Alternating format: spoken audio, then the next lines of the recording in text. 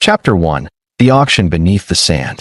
The desert market on Orpheon 9 didn't sell things so much as it traded in consequences, and I'd arrived with a pocket full of bad ones jingling against a single, stubborn coin that kept my hope from falling through the holes in my life. The air shimmering above the dunes as if the whole planet were an engine idling too hot, salvage tents hissing with condenser steam. Stacks of oxidized thruster bells arranged like cathedral organs around stalls where old captains in sun-frayed coats drank brine tea and told younger fools like me which lots were cursed and which were merely unlucky.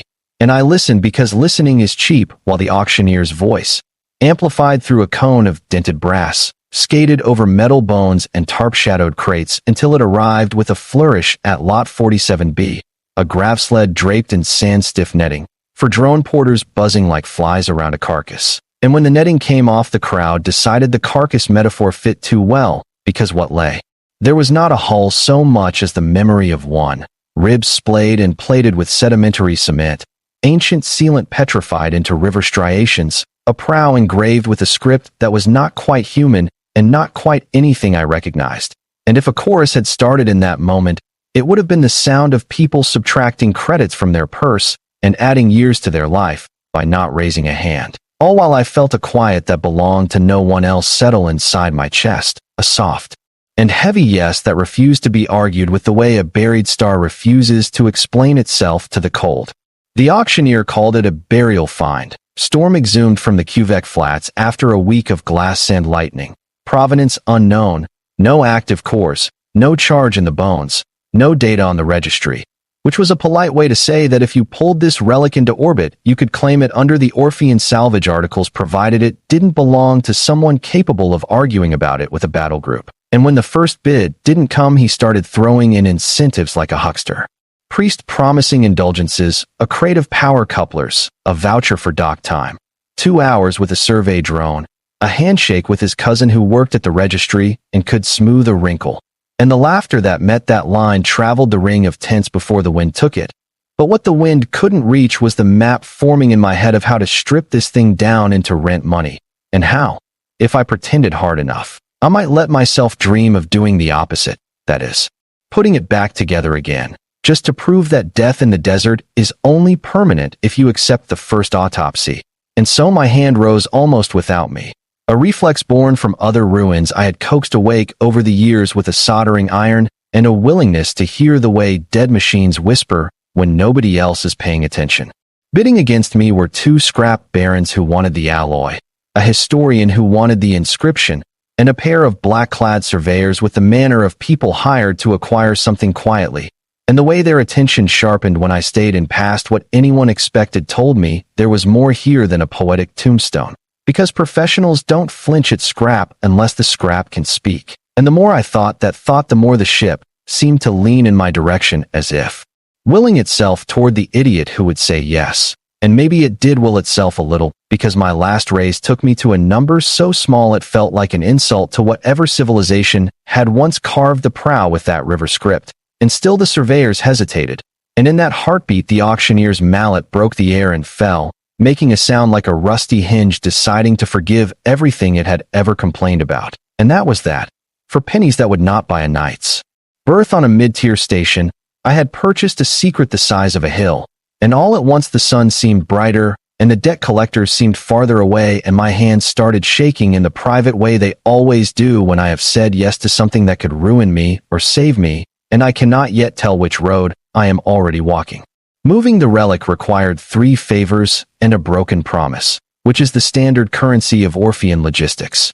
And by sunset the grav sled trundled into my bay like a wounded animal determined not to die on the road, leaving a breadcrumb trail of sand and tiny black beetles. The desert had loaned it as pallbearers, and I sealed the doors, shut off the external status lights so nobody could count my sins by color, and stood alone with the thing that was now mine, studying the prow where the script curled like frost on a window, seeing in the patterns something that was less an alphabet and more a memory palace, the strokes arranged like corridors you could walk if you were patient and brave and maybe a little foolish. And my name is J. Hollis, and patience, bravery, and foolishness were the only tools I had never pawned. So I fetched a flood lamp and a brush and a chisel and I began. And in that first hour when the daylight died and the lamp took over, the air changed, not temperature but tone, like the bay itself had leaned closer to hear me breathe. And under the first sheet of calcified sand a line of metal gleamed, not silver and not gold, but a color that made my mouth taste like copper and my teeth ache in sympathy. A living alloy that does not forget what it was shaped to do. And I swear, though there was no power signature yet, the hull hummed faintly under my palm as if greeting an old friend by a name neither of us had used in centuries. Chapter 2. The Bones That Remembered. By morning I had uncovered enough of the spine to see how wrong the historians were about the pre-imperial era, because these bones did not follow the design language of any archive, the keel braided in a triple helix like DNA made from shipwright hymns, ribs joined by flexible joints whose where patterns suggested the whole vessel had once been able to contract and expand like the chest of something that breathed vacuum the way a whale breathes the sea. And when I fed a portable cell into the least corroded junction, the current did not simply short or vanish. It detoured. It diverted itself like a stream refusing a rock. It found a hidden channel and came back to me as a vibration that startled the tools on the bench and rattled the bolts on the wall. And in that quiver my skin pimpled and my jaw clenched, and I thought, with the clarity that only comes when a secret chooses you back, that this was no dead thing but a sleeper, old beyond reckoning, wrapped in the geology that had tried and failed to claim it. And if I could finish what the storm had started, then the desert would have to give me up as a statistic and call me, instead, a witness. No registry ping came when I scanned the hull because the ship was older than pings and younger than the need to boast about itself. But the inscription gave a little if I approached it like a machine instead of a language, each stroke housing microgrooves whose spacing encoded a low-band handshake. And when I built a crude reader from a vibrostylus and a contact mic, I caught the whisper under the metal, a carrier tone fracturing into harmonics that arranged themselves into a name or a warning or both, a mouthfeel syllable that tasted like rain on warm stone. Tessera. And when I said it aloud, the flood lamp flickered, or maybe I flickered, a stutter in the air as if the bay were a throat clearing itself. And I laughed at the superstition and said it again, because that is what you do when the abyss coughs politely. And this time a seam I had not seen before sighed open by the prow, sand pouring from the gap, like hourglass blood, revealing a cavity big enough for a person and small enough to make that person feel like a puzzle piece. And if you are wondering whether I climbed and you do not know me, I have always been the kind of mechanic who tests the coolant line with a fingertip before reading the pressure gauge, because the gauge might lie, while the burn will tell the truth right away. Inside the cavity, the walls were textured with thousands of tiny braids that shifted when I breathed, their ends flowering into pads that tasted the air and, apparently, liked what they found because a soft current passed through them that tasted like mint and old batteries, rushing across my hands and up my arms and into my chest, where it found the scar tissue that a factory collapse had left behind years ago and decided to hum there like a tuning fork, and all at once the cramped space felt like a glove finally finding the right hand, which is to say too intimate and too perfect, and the wall opposite me unfurled into a panel whose icons were not icons so much as impulses, instructions you felt rather than understood, and the one that called to me was a spiral that pressed the faith out of my ribs, a slow inward curl like the contraction before a birth. And before I could list the reasons this was a bad idea, my palm found it, and pressed, and the bay went blind. When the light came back, it wasn't the flood lamp. It was the hull, the alloy itself glimmering from within along capillary lines that ran from the prow to the stern and back again. A circulatory system waking from a nap, so long the calendar had given up trying to count it. And the grit raining from the rafters told me every panel in the bay had just flinched as the ship flexed for the first time in centuries. The bones expanding until cracks formed in their mineral prison and then contracting. With a sigh, the sound a person makes when someone unties the knot in their back. And if a ship can cry, that was the shape of the silence that followed. Because the hum that came next was not a hum, it was a presence.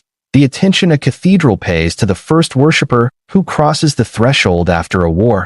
And in that attention, there was a question that did not use words. Who calls me Tessera, and why? I answered in the only way I could, aloud and clumsy, telling the ship my name and the truth in a single breath. That I had paid almost nothing, and in exchange I had staked everything. that I did not own it so much as I had agreed to own what it made me feel responsible for, that if it wanted to be a monument, I would polish it. If it wanted to be an animal, I would feed it. If it wanted to be a star, I would drag it into the sky with my hands and my teeth and the last warmth of my blood. And something in the way the vibrations softened told me I had not insulted it, and the spiral icon pulsed again, a lazy heartbeat under my palm. And when I pressed it once more, the bay's roof monitors died as external nacelles I had mistaken for petrified reefs softened and blossomed, petals of armor peeling back to reveal intakes like gills, and a main throat that was not a thruster as we build them, but a mouth that drank differential. The pressure between what was and what could be, and it was. Then, watching a buried ship inhale possibility, that I understood the surveyors had not bid because they feared trouble. They had bid because their employers feared Tessera waking in anyone's hands but theirs. The first knock on my bay door came at dusk, polite and dull through 2 layers of hardened steel. A knock put there specifically to signal that the people outside had explosives but preferred not to use them. And when I checked the cam, I found the surveyors washed in the sodium orange of the yard lights, hats in hand like undertakers approaching a widow. And I let the intercom speak for me while I angled a wrench against the cavity, seemed like a sword flipped casually across a lap. And there.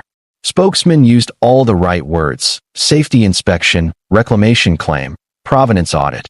And I used the right replies: private lease, sealed worksite, come back with a magistrate. And they would have if the ship had stayed quiet.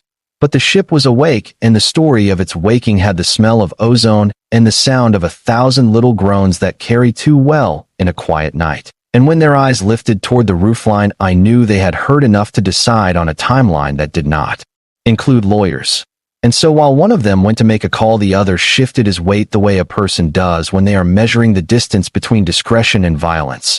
And that was when the ship reached through the spiral and touched the base of my skull with a cool finger made of memory, and said, not in words but in an ache of belonging, that it could run if I would let it. Chapter 3. The Desert That Broke and the Sky That Healed. The first rule of running is that you cannot take everything with you. And the second rule is that you must choose the one thing that will make everything else make sense later. And because the ship had already chosen me, I chose the ship and left behind the rest.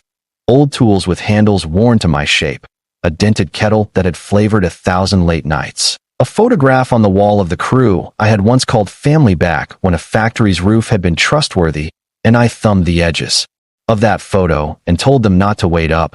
Then I fed the last of my portable cells into Tessera's braid ports and watched the alloy drink like a marathoner, taking a tiny cup at the midpoint, which is to say politely, and with a promise to pay the favor forward when the finish line came into view. And when the surveyor's backup arrived in a vehicle built to discourage second thoughts, I closed the bay door and sealed the roof seam and placed my body into the cavity that had been tailored to a person I had not been when I woke up this morning. On Orpheon, the ground is a rumor and the wind is a law, and breaking laws comes with fines you pay in skin. But Tessera had no patience for jurisprudence. She flexed once, twice, thrice, and each time the mineral grip of the desert loosened, slabs of sandstone fracturing along veins that glowed where her capillaries kissed them.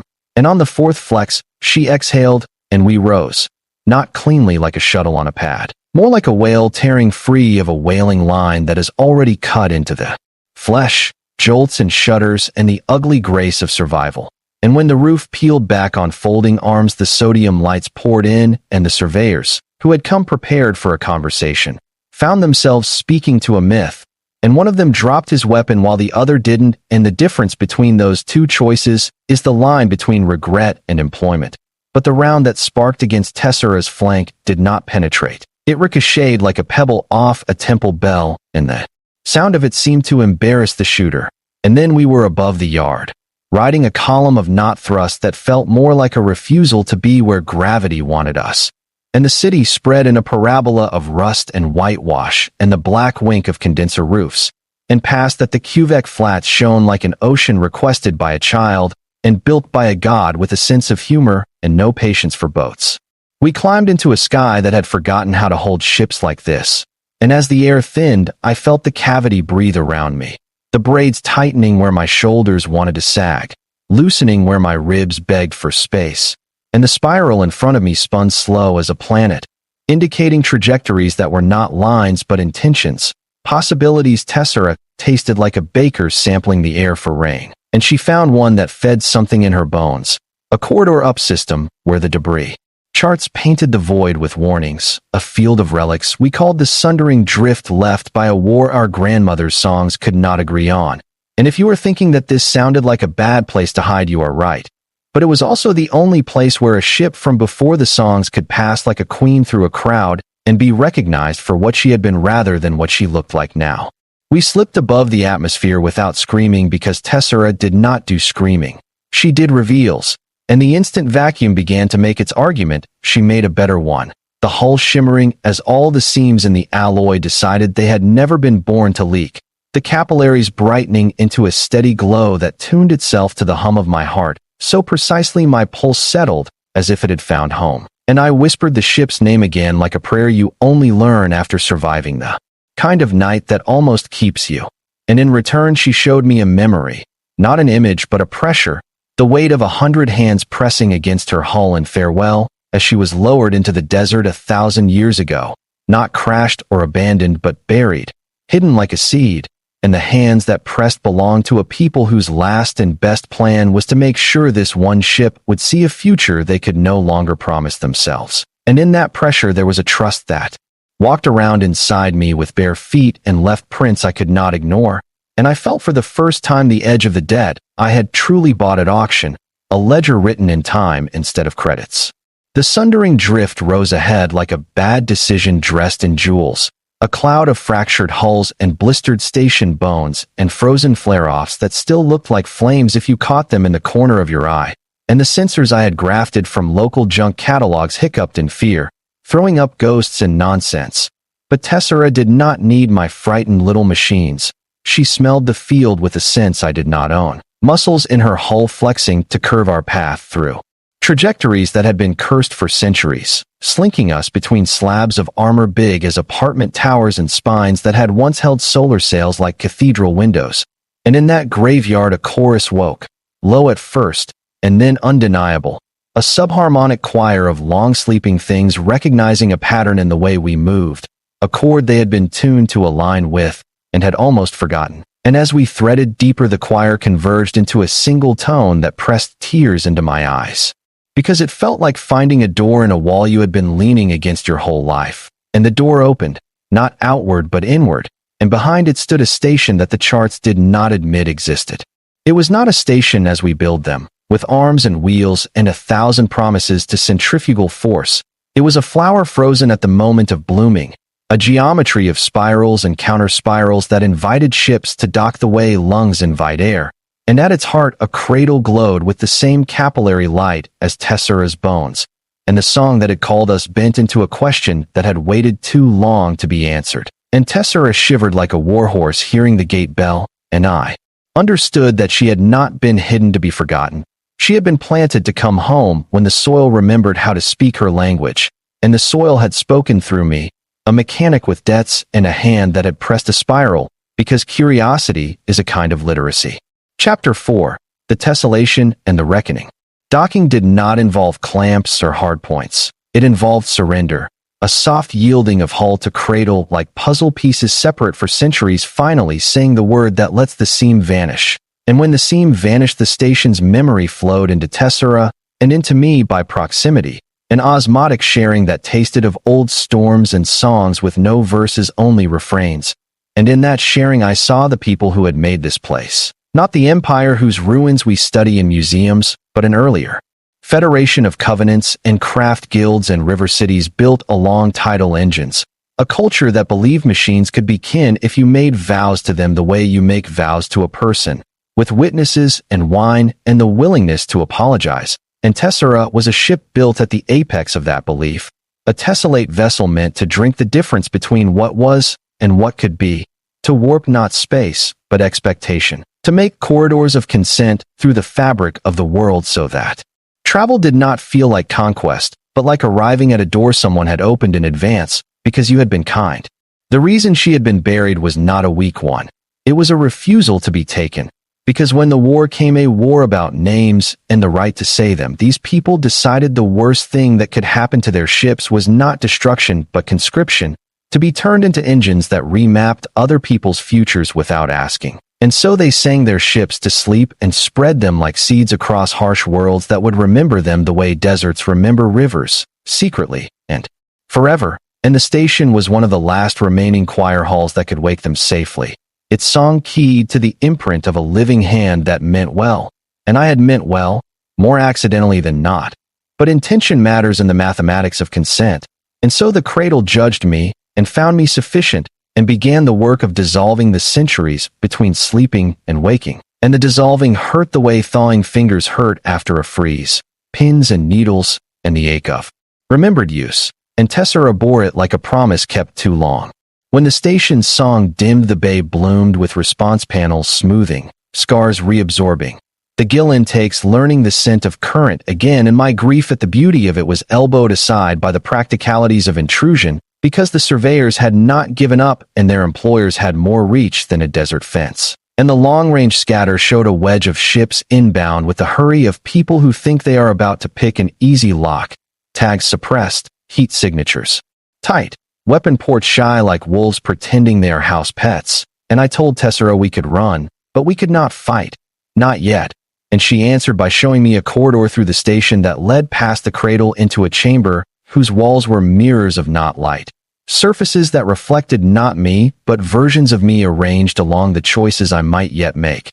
And in those reflections I saw the cost of running every time after this. The attrition of a life lived in evasion, and I saw the cost of standing in a place designed by people who made machines kin, and I realized there are some rooms you only enter once, and one of them is the room where you decide what kind of ancestor you intend to be.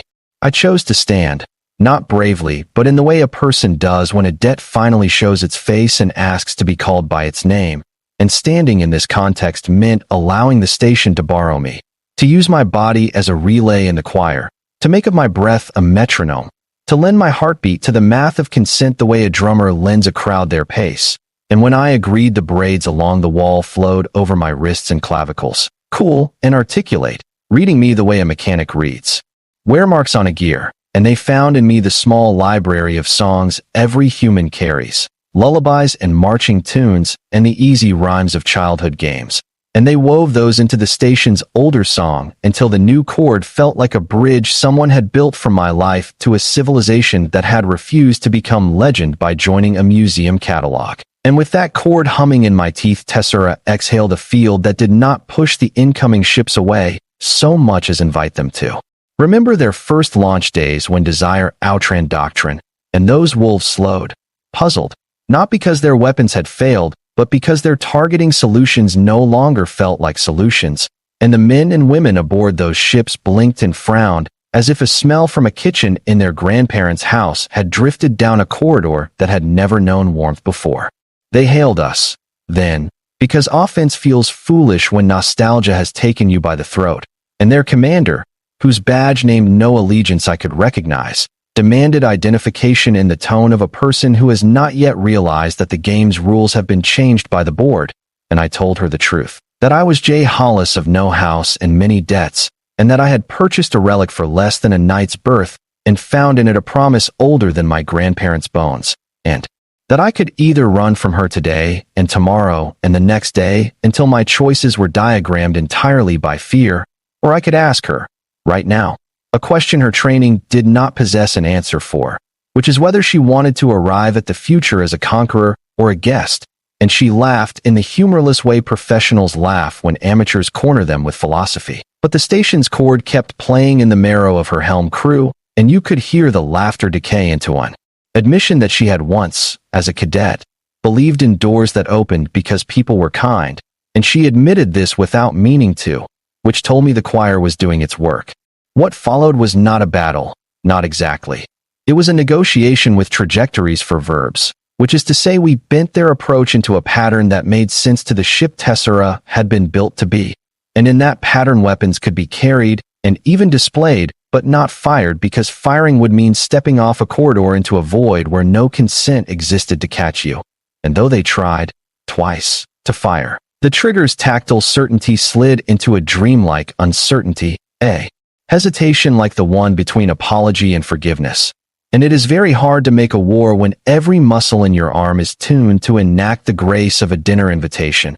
And when at last their commander asked what it would cost to dock and talk, I told her a price she could afford, that her people would have to remove their boots and step aboard like guests and listen first. And if after listening they still wanted to see something, they could try, but they would know exactly which door they were breaking and what kind of ancestors that would make them. And because the choir hummed not only in their bones but in mine, I knew, before she answered, that she was tired of being a tool whose only trick was a hammer song. They came aboard barefoot and awkward, a half-dozen officers and a dozen crew who pretended they were not moved by the way the station bent light into spirals that made them remember the tops of childhood toy spinners. And I let the station do most of the talking because I am not a priest. I am a mechanic, and machines that have been loved speak for themselves with a clarity that makes argument feel like dust. And when the station finished telling them the story of a people who had buried ships, rather than watch them be turned into swords, another silence fell. Not the embarrassed kind, but the full kind. The hush in a room where someone has said, I forgive you, and meant it. And because the universe abhors a vacuum and fills it with consequence, the commander took off her badge and set it on a mirror not light plinth, and said she would sign no order today that made a future smaller. And in that renunciation there was risk and also a contagion, because choices like that travel quickly in rooms tuned to consent. Ending, the ledger and the legacy. News moves along strange channels, rumor faster than light, where reputation carries it.